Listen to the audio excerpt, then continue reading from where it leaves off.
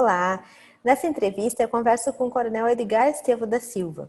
O comandante-geral do Corpo de Bombeiros de Minas Gerais é o novo presidente da Liga Bom, o Conselho Nacional dos Corpos de Bombeiros de todo o Brasil. No Comando-Geral dos Bombeiros de Minas Gerais desde janeiro de 2019, o coronel tem liderado a corporação em momentos críticos, como na tragédia de Brumadinho e na epidemia do novo coronavírus. Nessa entrevista, ele ressalta como essas experiências irão refletir no seu trabalho junto à Liga Bom e quais são suas metas para aprimorar os trabalhos das corporações em todo o país. Espero que vocês gostem. Boa entrevista! Então, o que significa para o senhor alcançar a presidência da Liga Bom após 3 décadas ligadas, dedicadas ao Corpo de Bombeiros? Bom, primeiro é uma honra muito grande poder ser o representante de um conselho, que está congregando todas as corporações de bombeiros militar do Brasil.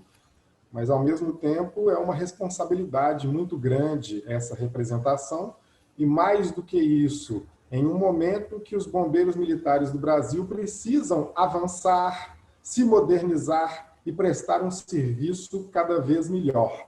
Os desafios são grandes, mas nós, à frente do Corpo de Bombeiros Militar de Minas Gerais, desde o ano de 2019, estamos acostumados a esses desafios que são comuns das corporações em todo o Brasil. Então, nesse sentido, uma honra, uma responsabilidade, mas muita vontade de poder contribuir nesse momento da nossa carreira. Certo. O senhor, inclusive, assumiu o Comando-Geral de Minas Gerais em um dos momentos mais desafiadores e tristes para a história do Corpo de Bombeiros, a tragédia de Brumadinho. E de que forma toda essa experiência desse acidente vai influenciar nas suas metas dentro da Liga Bom, relativas à gestão de ocorrências como a de Brumadinho, Bom, Brumadinho é a 6ª ocorrência registrada com acidente de barragem no estado de Minas Gerais. O Corpo de Bombeiros respondeu a todas elas. Ainda está muito viva na memória de todos os mineiros a tragédia de Mariana, que aconteceu em 2015, e aí nós temos esse problema em Brumadinho no ano de 2019. É o maior acidente em termos de vítimas, são 270 vidas perdidas. O desafio foi gigantesco, ainda é, mas nós temos uma efetividade muito grande. Nós já encontramos 259 vítimas, identificamos 259, faltam 11. É uma efetividade de 95%, sendo que até o presente momento nós fizemos investigação em 32% de todo o volume de registro. Então, essa busca ela é minuciosa, mas utilizando muito a inteligência na investigação. É preciso dizer que o desafio foi muito grande porque nós tivemos ali presentes no primeiro momento um número muito grande de solidárias pessoas, voluntários para poder ajudar. Nós recebemos ali, inclusive, agências internacionais, como a delegação de Israel, que esteve presente, com 136 integrantes. Nós tivemos ali um número muito grande de aeronaves em um mesmo local. Nós tivemos pelo menos 16 corpos de bombeiros de outros estados e mais de 30 agências atuando. Então, nós tivemos que estruturar todo o cenário das buscas. Essa é a maior operação de busca do Brasil. Nós já estamos lá há 2 anos, que completou no dia 25 de janeiro. Nós atuamos ali só com bombeiros de Minas, com mais de 3.854 bombeiros de Minas. E existe ali uma série de atividades, desde a questão logística até o cuidado com a saúde de cada um dos militares, que fez com que a gente tivesse que desenvolver uma série de habilidades. Nestas habilidades que nós hoje temos desenvolvidas e que podemos empregar como presidente da Liga Bom, o link é o trabalho integrado, o respeito ao espaço de cada um dos corpos de bombeiros, o respeito ao espaço das outras organizações que têm alguma interface com a atividade de bombeiros, o respeito aos limites de cada uma das organizações e o respeito também das potencialidades de cada uma delas. Então, dessa forma, nós vamos utilizar o que nós aperfeiçoamos em Brumadinho, que a gente pode aqui destacar um trabalho integrado, um trabalho de respeito e procurar, dessa forma, fazer com que a soma seja maior do que o simples 1 mais 1 igual a 2. Dessa forma, respeitando, trabalhando de forma integrada, com maturidade profissional e consciência institucional, teremos um resultado muito bom, que entendemos que será importante não apenas para os corpos de bombeiros, mas para as outras organizações que têm alguma interface com a nossa atividade, e certamente a população brasileira ganha com a qualidade do serviço prestado. Certo. Essas são bandeiras que vocês vão levar para o trabalho dentro da Liga Bom, a partir dessa experiência. São características que nós desenvolvemos durante o período da ocorrência de Brumadinho, características essas ou qualidades que a gente quer utilizar para desempenhar um bom trabalho à frente da Liga Bom. O senhor falou bastante agora em estrutura e em técnicas a partir desse trabalho de Brumadinho. Mas que experiências e que recordações que o senhor traz dessa tragédia que lhe marcaram como ser humano e como profissional? Bom, algumas experiências são importantes, né? Foram 270 vidas perdidas. Em termos pessoais, eu posso até aqui declarar que eu perdi um familiar também. Então, eu perdi um primo que trabalhava para a Vale. Então, teve também, inclusive, essa angústia da própria família em buscar uma resposta imediata no momento do acidente. Mas, além de toda essa questão pessoal, familiar, é muito importante destacar aqui que o que nós temos de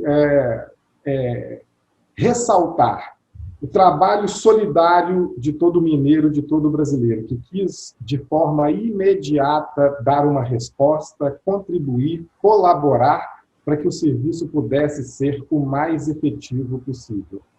É preciso também destacar a força do bombeiro de todo o Brasil, não apenas em questões de solidariedade, mas empenhando-se fisicamente, empenhando toda a sua condição psicológica, empenhando toda a sua capacitação para poder fazer o melhor serviço.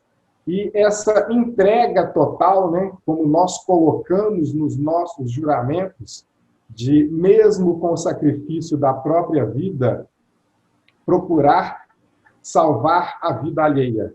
E a gente viu isso muito em todos os bombeiros, que se empenharam de forma completa. Num primeiro momento em que a lama ainda era extremamente liquefeita e as pessoas tinham uma dificuldade gigantesca de progressão no terreno, a gente dizia que era um espaço em que você não conseguia andar e que você também não conseguia nadar, você tinha que praticamente rastejar com o apoio de outros pontos para criar uma superfície de arrasto. Você tinha também uma situação que nós não conhecíamos. No primeiro momento, a constituição de todo o rejeito. E os nossos bombeiros, eles se colocaram naquela situação de risco para poder salvar imediatamente as pessoas que ali estavam. É lógico que ainda no primeiro dia nós confirmamos toda a condição do rejeito, que embora com uma exposição muito grande pudesse ser absorvido pela pele, ele não trazia imediato risco para o nosso bombeiro. Mas no primeiro momento, os primeiros bombeiros que chegaram, eles se empenharam em fazer o salvamento, mesmo com o contato com o rejeito imediato e não tendo todo o conhecimento da constituição do que havia naquele rejeito. Mas como é um rejeito de mineração, num primeiro momento nós tínhamos, então, essa pré-condição de que não era um rejeito tóxico, até porque é a qualidade da mineração em Minas Gerais, que normalmente nós não temos rejeito tóxico para minério de ferro. Então, essas qualidades do nosso bombeiro, elas são muito exacerbadas e isso aí fica como uma experiência marcante, reconhecida não apenas internamente, como externamente. Os órgãos de imprensa, a população, todos os outros órgãos de segurança pública ou de meio ambiente que ali estiveram, ficaram realmente muito impressionados com essa condição de trabalho dos bombeiros de todo o Brasil. A gente que acompanhou também ficou bem impressionada e fica ainda, né, porque esse trabalho se estendeu bastante e eu sinto muito pela sua perda, certo? Já é difícil, né, resgatar as pessoas que a gente não conhece, não tem afinidade, ainda mais quando tem um familiar envolvido. Bom, agora a gente vai falar um pouco sobre prevenção e combate a incêndio. Em relação à prevenção e combate a incêndio, quais são os seus projetos dentro da Liga Bom?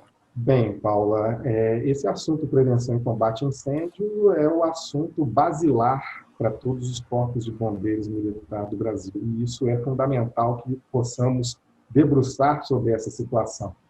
As nossas metas são no sentido de avanço das boas práticas compartilhadas entre os bombeiros militares, mas, sobretudo, evolução da legislação.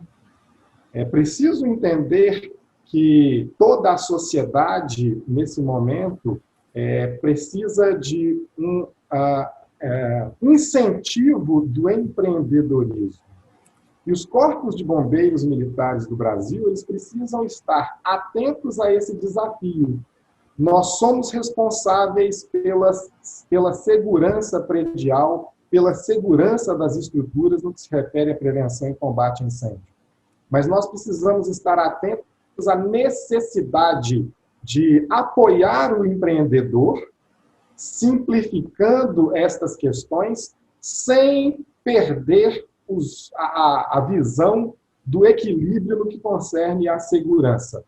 Então, é preciso dizer que nós vamos avançar com o compartilhamento das boas práticas, avançar com as pesquisas para que possamos modernizar a legislação.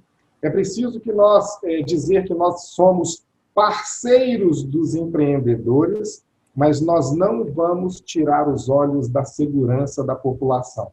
Então, nós temos que trabalhar para que esse equilíbrio entre o empreendedorismo e a segurança possa ser o mais efetivo possível.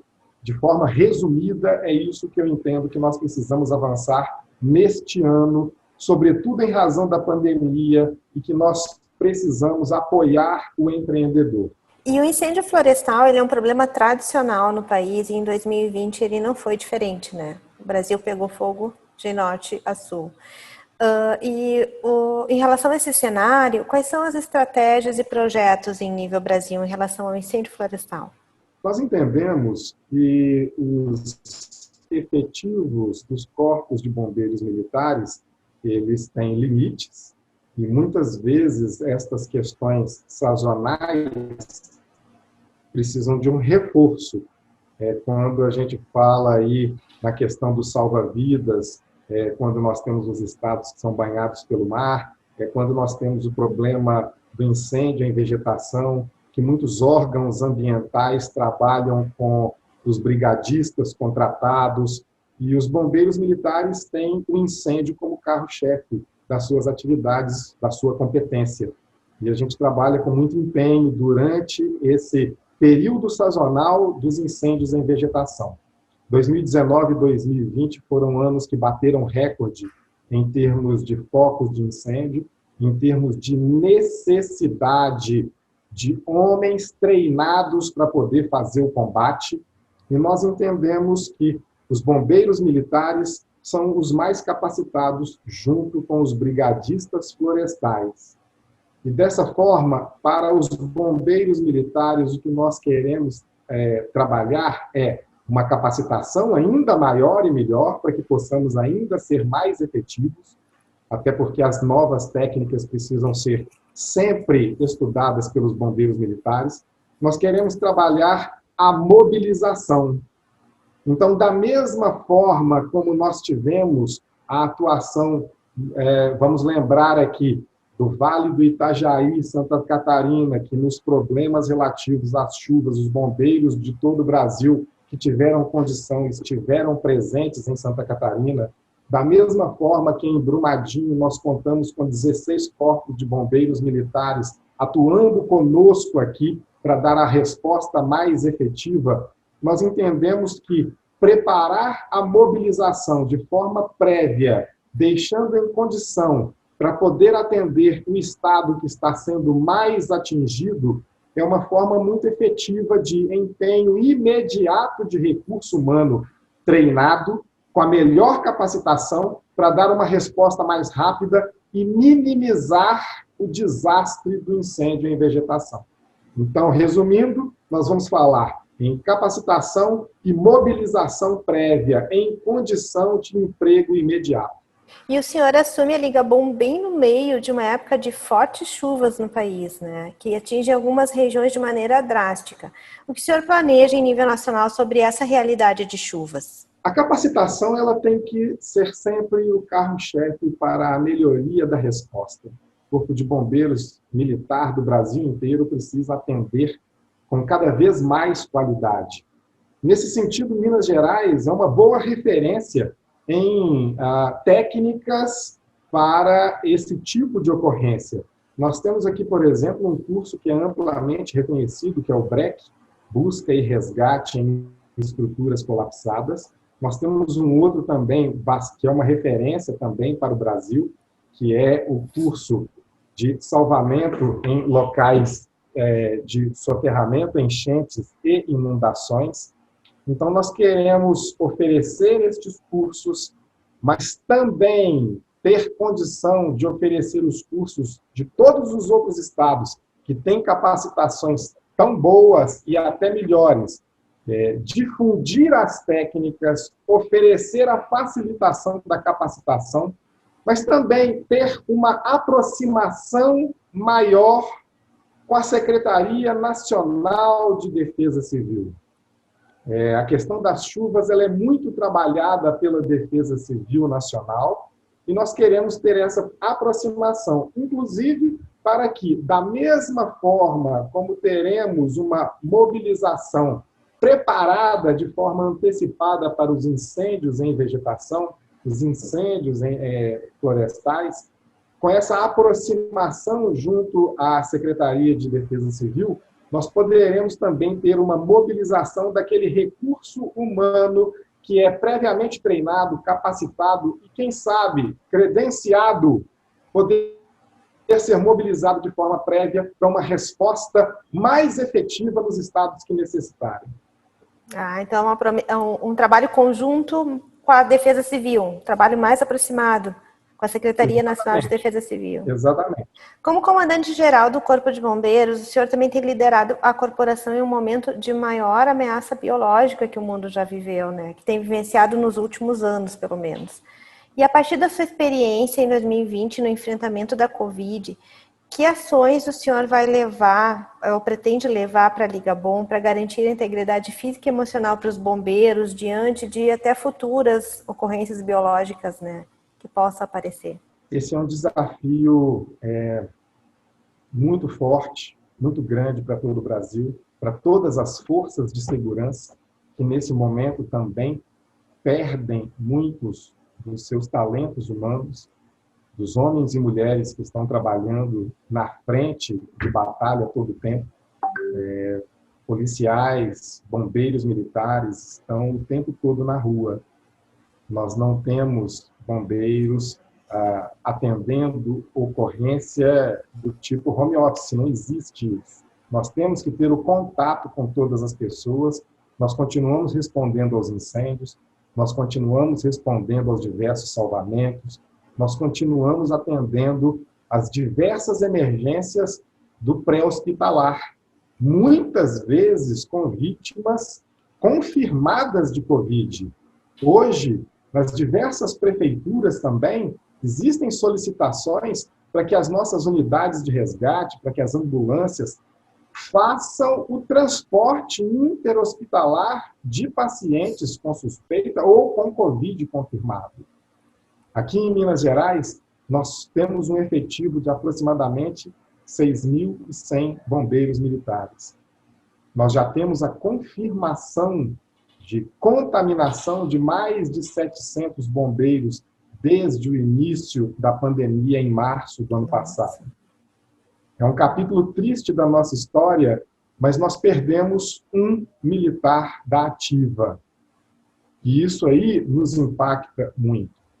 Mas desde o início da pandemia, com mais de 700 que foram contaminados, nós tivemos a recuperação de praticamente todos. Perdemos um da ativa. Isso nos impacta, mas isso nos movimenta para que possamos conseguir seguindo tudo aquilo que a gente iniciou ainda em março do ano passado, que foi protocolos muito claros para atendimento às ocorrências, protocolos para o comportamento do nosso bombeiro dentro dos quartéis, protocolo e treinamento para a limpeza adequada das viaturas, dos equipamentos e dos materiais, aquisição e distribuição de equipamentos de proteção individual, aquisição e distribuição de todos os materiais que fazem a asepsia adequada, a presença da nossa rede orgânica de médicos e psicólogos nos quartéis,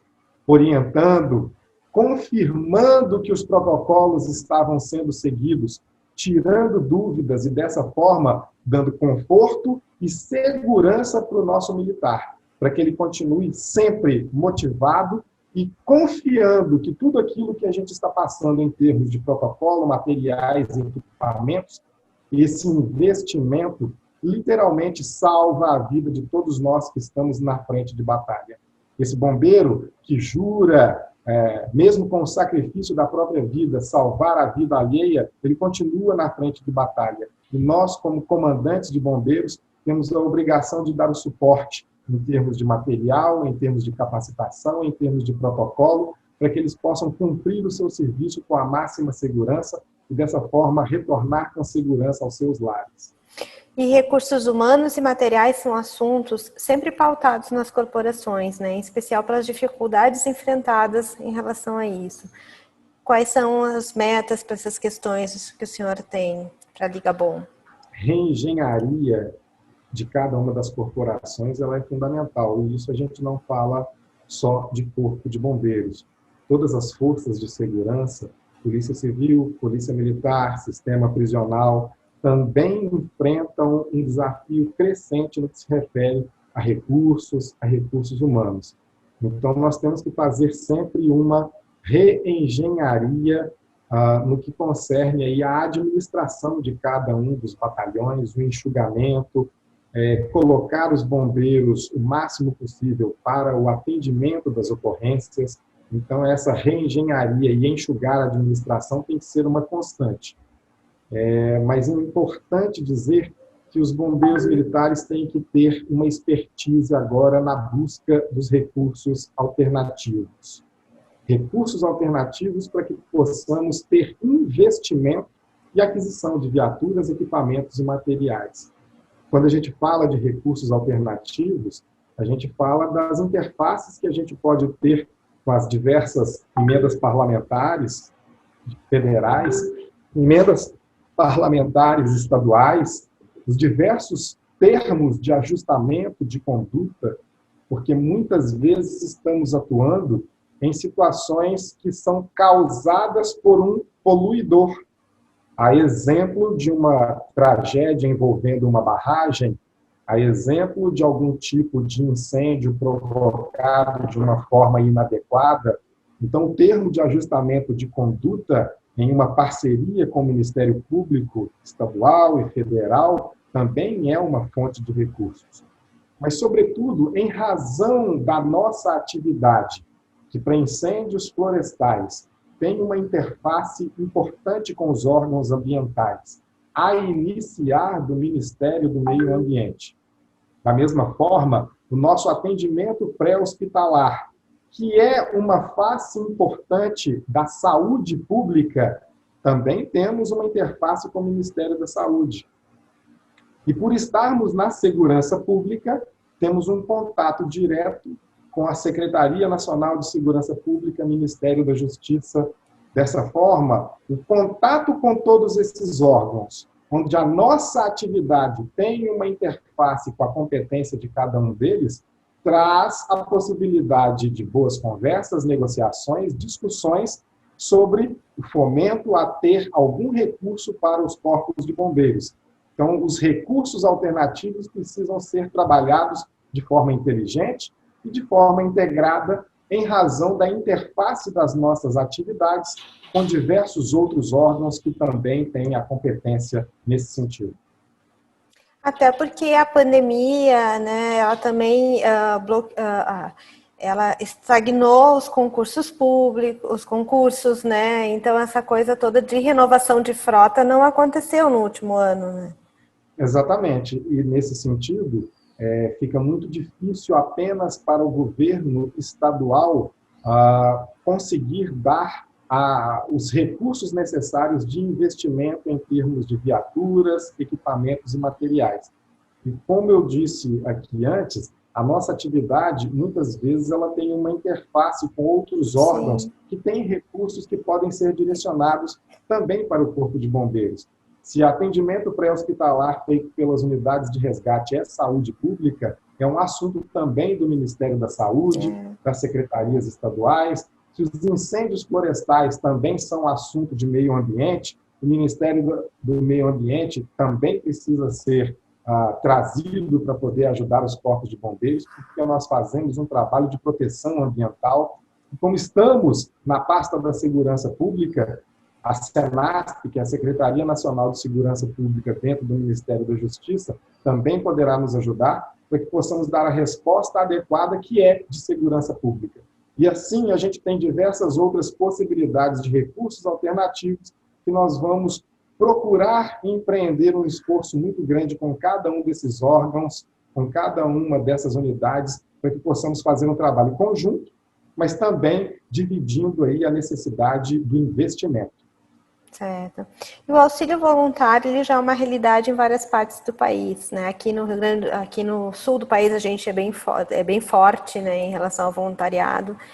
E como é que o senhor analisa a importância desse trabalho e quais são as ações nesse sentido dentro da Liga Bom?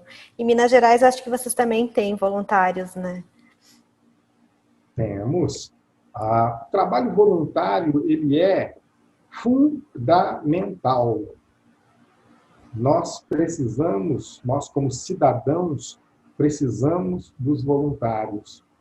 Eles precisam atuar, principalmente nas cidades em que nós não temos bombeiro militar. Isso é uma realidade em todo o Brasil. O que acontece no sul do Brasil é muito importante para o cidadão nas cidades em que nós não temos o bombeiro militar. E nós temos que trabalhar da melhor forma possível.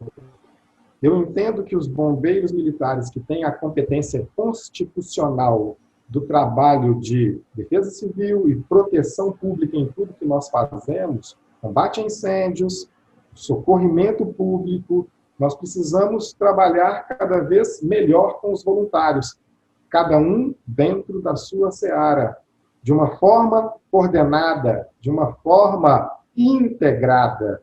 Não há necessidade de concorrência, pelo contrário, nós temos que ter a integração. Dessa forma, o que a gente precisa é o melhor ajuste, a melhor conversa, para que possamos fazer o trabalho juntos. Lembrando que a competência constitucional é do Corpo de Bombeiros Militar. Os voluntários são muito importantes e a gente tem que trabalhar de forma coordenada, como eu disse desde o início dessa entrevista, respeitando os limites, respeitando as competências, respeitando o espaço de cada um.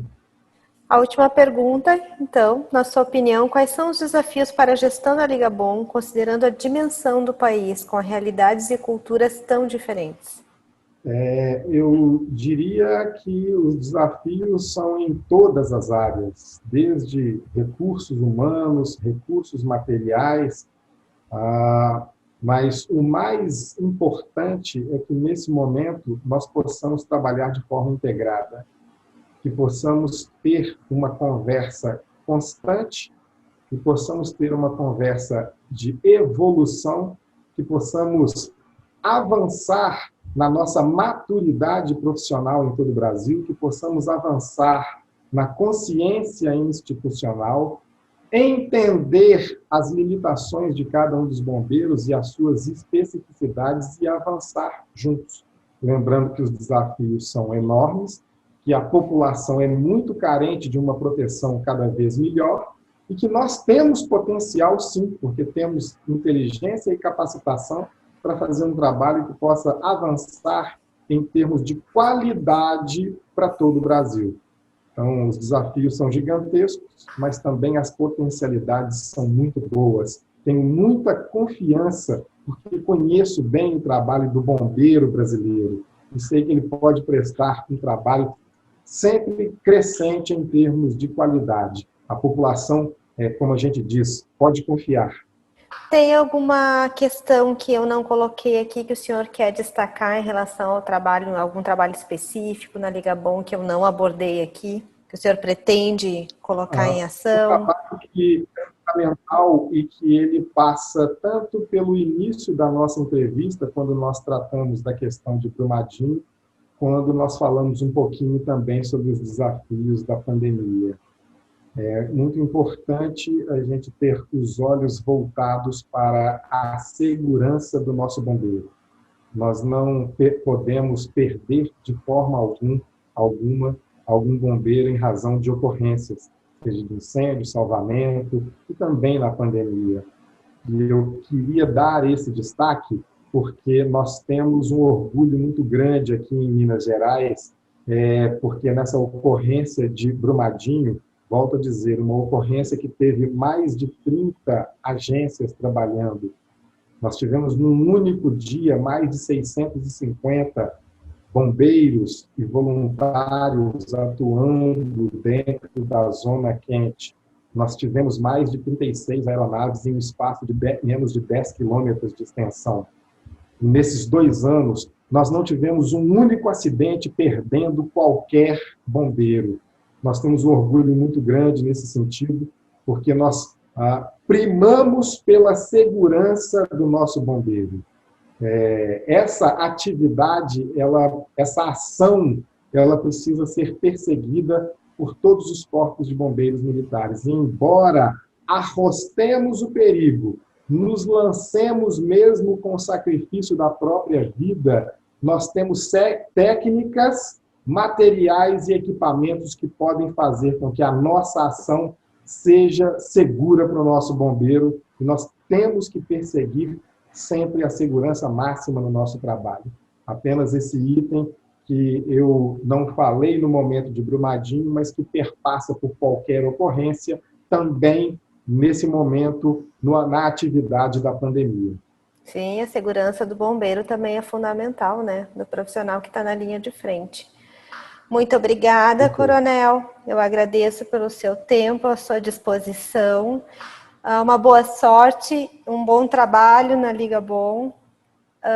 E estamos à disposição também aqui na revista. Nós é que agradecemos pela oportunidade e preciso elogiar o trabalho da revista, porque ela leva uma informação segura, confiável, e isso é fundamental. Levar a informação, levar o conhecimento, ajuda, inclusive, toda a população no que se refere ao comportamento de autoproteção.